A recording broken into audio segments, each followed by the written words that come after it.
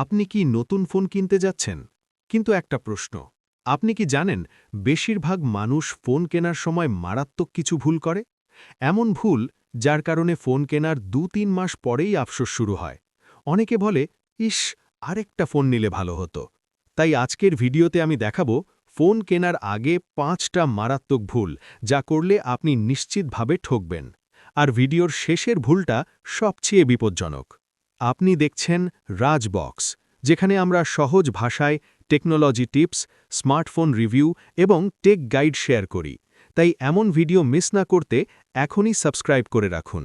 চলুন শুরু করা যাক। প্রথম ভুল, শুধু ক্যামেরা দেখে ফোন কেনা। অনেকেই ফোন কিনতে গিয়ে প্রথমেই জিজ্ঞেস করে, ক্যামেরা কয় মেগাপিক্সেল?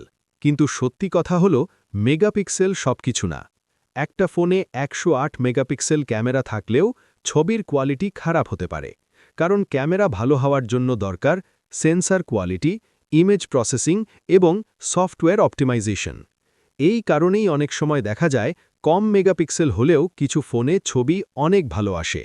তাই শুধু মেগাপিক্সেল দেখে ফোন কিনবেন না। দ্বিতীয় বড় ভুল, প্রসেসর না দেখে ফোন কেনা। প্রসেসর হলো ফোনের ব্রেন। আপনি যদি ভালো প্রসেসর না নেন, তাহলে ফোন স্লো হয়ে যাবে, গেমিং ল্যাগ করবে, অ্যাপ খুলতে সময় লাগবে।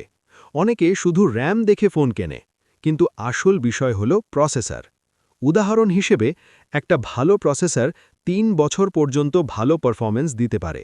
তাই ফোন কেনার আগে প্রসেসর অবশ্যই চেক করুন। তৃতীয় ভুল, ডিসপ্লে ইগনোর করা। আপনি দিনের সবচেয়ে বেশি সময় ফোনে কি করেন? ভিডিও দেখেন, ফেসবুক, ইউটিউব, গেমিং, সবকিছুই আপনি ডিসপ্লের মাধ্যমে দেখেন। কিন্তু অনেকেই ডিসপ্লে টাইপ দেখেন না, যেমন LCD display versus AMOLED display. AMOLED display সাধারণত বেশি ব্রাইট, বেশি কালারফুল, বেশি প্রিমিয়াম ফিল দেয়। তাই ফোন কেনার আগে ডিসপ্লে কোয়ালিটি অবশ্যই চেক করুন। চতুর্থ ভুল, ব্যাটারি শুধু এমএএইচ দেখে বিচার করা। অনেকে ভাবে ৫০০০ এমএএইচ মানেই ভালো ব্যাটারি, কিন্তু আসলে বিষয়টা এত সহজ না। ব্যাটারি ব্যাকআপ নির্ভর করে প্রসেসর এফিসিয়েন্সি, সফটওয়্যার অপটিমাইজেশন এবং ডিসপ্লে পাওয়ার কনজাম্পশনে। এই কারণেই কিছু ফোনে একই ৫০০০ এমএএইচ ব্যাটারি থাকলেও ব্যাকআপ কম পাওয়া যায়। তাই শুধু এমএএইচ দেখে সিদ্ধান্ত নেবেন না। সবচেয়ে বড় ভুল, সফটওয়্যার আপডেট না দেখা।